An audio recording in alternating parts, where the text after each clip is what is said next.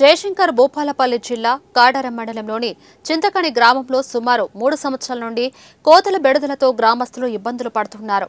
గత సంవత్సరం మాజీ సర్పంచ్లు గ్రామ పంచాయతీ నుండి కోత మేరకు కోతలను పట్టి అడవిలో వదిలిపెట్టారు. కొన్ని రోజులు గ్రామస్తులు ఊపిరి పీల్చుకున్నారు. కానీ మళ్లీ కోతుల స్వైర విహారం చేస్తూ గ్రామంలో విచ్చలవిడిగా తిరుగుతూ ఇంటి కప్పులపైన ఉన్న పెంకలను తొలగిస్తూ గ్రామస్తులను ఇబ్బందులు పెడుతున్నాయని ఆవేదన వ్యక్తం చేశారు. ఇప్పటికైనా గ్రామ పంచాయతీ అధికారులు కోతుల బెడద నుండి గ్రామాన్ని కాపాడాలంటూ గ్రామస్తులు కోరుతున్నారు.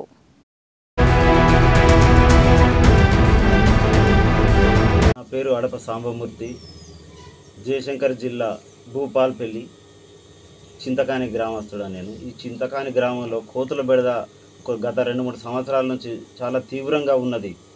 ఇంట్లో వస్తువులు, వంట సామాగ్రి బయటికి తీసుకెళ్ళడం, లేదా గూనె పెంకలు ఇప్పి పారేయడం, కూరగాయల చెట్లు పెట్టినా కానీ వాడిని విరిచి పారేయడం, ఇలాంటి చాలా కోతులతోటి ఇబ్బంది ఉన్నది. స్త్రీలకు కానీ చిన్నపిల్లలు స్కూల్కి వెళ్ళేటప్పుడు వెంబడి కరవడానికి ప్రయత్నించడం, అసలు పెద్దవాళ్ళని కూడా భయపెట్టిస్తున్న ప్రమాదకరమైన పరిస్థితి ఉన్నది.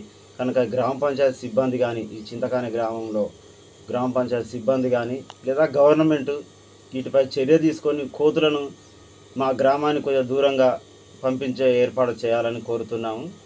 ఈ అడవుల్లో చెట్లు పెరగడం, పండ్ల చెట్లు ఉంటే అటు పోయేదేమో, కానీ ఈ ఊళ్ళో ఉన్న ప్రతి జామ చెట్లు, మా పెరట్లో జామ చెట్లు 5-6 ఉండేది, అవన్నీ కోతుల ద్వారానే కొట్టివేయడం జరిగింది. అట్నే కూరగాయల చెట్లు, టమాటా చెట్లు, వంకాయల చెట్లు ఉండేది.